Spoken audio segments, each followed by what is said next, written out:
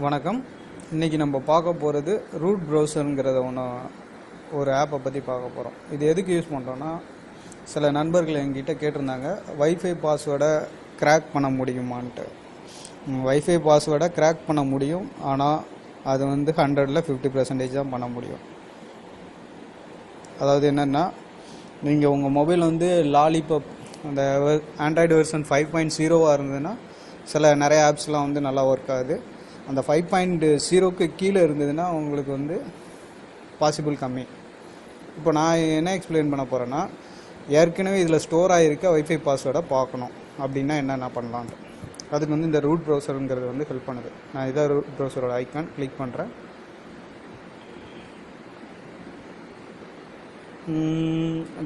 ஏதாவது டவுன்லோட் பண்ணுமான்னு கேட்குது. இதை நான் நோ கொடுத்துட்றேன்.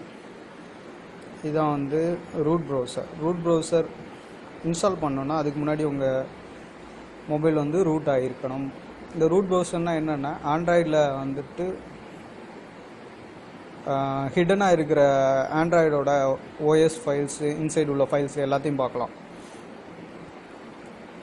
இது உள்ளுக்குள்ளே போயிட்டே இருந்தீங்கன்னா இதில் டேட்டான்னு ஒன்று இருக்குது பார்த்தீங்களா, அந்த ஃபோல்டரை கிளிக் பண்ணுங்கள். இந்த டேட்டான்னு ஃபோல்டரை கிளிக் பண்ணிவிட்டு அப்படியே கீழே ஸ்க்ரோல் பண்ணிட்டு வாங்க.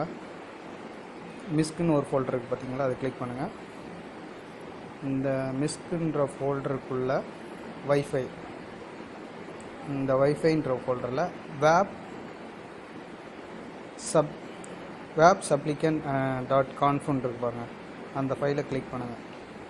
அந்த ஃபைலை கிளிக் பண்ணிட்டீங்கன்னா அது கீழே ஆர்பி டெக்ஸ்ட் எடிட்டர், இது டிஃபால்ட்டாக ரூட் ப்ரௌசரோட வர்ற எடிட்டர்.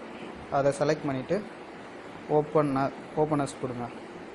இப்போ பார்த்தீங்கன்னா இந்த ஏற்கனவே இதில் இன்ஸ்டால் ஆகியிருக்கிற நெட்வொர்க்கோட SSID, அதோட பிஎஸ்கேனா பாஸ்வேர்டு, இனிமேல் எல்லாமே காட்டும். சில டைம் உங்களுக்கு யாராவது வைஃபை பாஸ்வேர்டு மட்டும் போட்டு தான் கொடுப்பாங்க, அந்த பாஸ்வேர்டு சொல்ல மாட்டாங்க. அப்படிப்பட்ட டைமில் அந்த பாஸ்வேர்டை நம்ம பார்க்கணுன்னா இதன் மூலமாக பார்த்து கொள்ளலாம்.